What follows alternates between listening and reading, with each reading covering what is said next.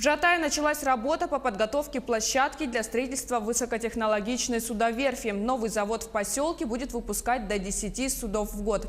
Предприятие позволит обеспечить жатайцев новыми рабочими местами и в целом улучшить социально-экономическое состояние пригородного поселка. А постепенное обновление речного флота окажет положительное влияние на всю арктическую зону России. В первую очередь это развитие Северного морского пути и транспортной доступности для всей северной части Якутии. Подробнее в материале Ульяны Шагиной.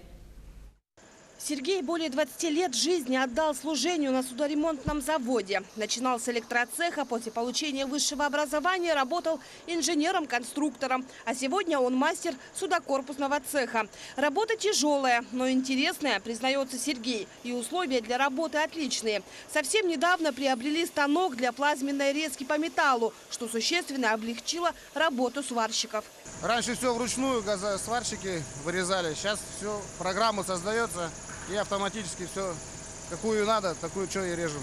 В рамках строительства судоверфи также ожидается модернизация и реконструкция Жатайского судоремонтного завода. Хотя это будут совершенно разные структуры. Судоверфь будет строить, а Жатайский завод ремонтировать суда. Оба объекта будут тесно взаимосвязаны друг с другом. Судоверфь будет заказывать детали, который будет для них изготавливать Жатайский завод. То есть вот этот цех тоже будет обновлен, будет построен новый блок цехов. Жатайцы с надеждой смотрят на строительство новой верфи. С открытием нового завода будет создано более 700 новых рабочих мест. В основном это рабочие профессии – сварщики, судосборщики, крановщики и стропольщики.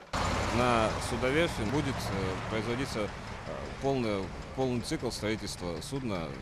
Грубо говоря, железо зашло и судно вышло из этого цеха, получается. Строительство новой судоверфи позволит обеспечивать бесперебойные грузоперевозки в Ленском бассейне и арктической зоне, в том числе через Северный морской путь. Суда, возраст которых более 40 лет, теперь будут не только ремонтироваться, но и строиться принципиально новые. Планируется строительство до 10 новых судов в год. Между тем, обновление флота необходимо не только для бесперебойного завоза грузов. Напомним, это единственный промышленный проект, включенный в госпрограмму социально-экономического развития арктической зоны Российской Федерации до 2020 года и дальнейшую ее перспективу. И высокотехнологичная судоверфь должна стать опорой для развития именно этой зоны. Ульяна Шагина, Павел Пахомов, Жатай.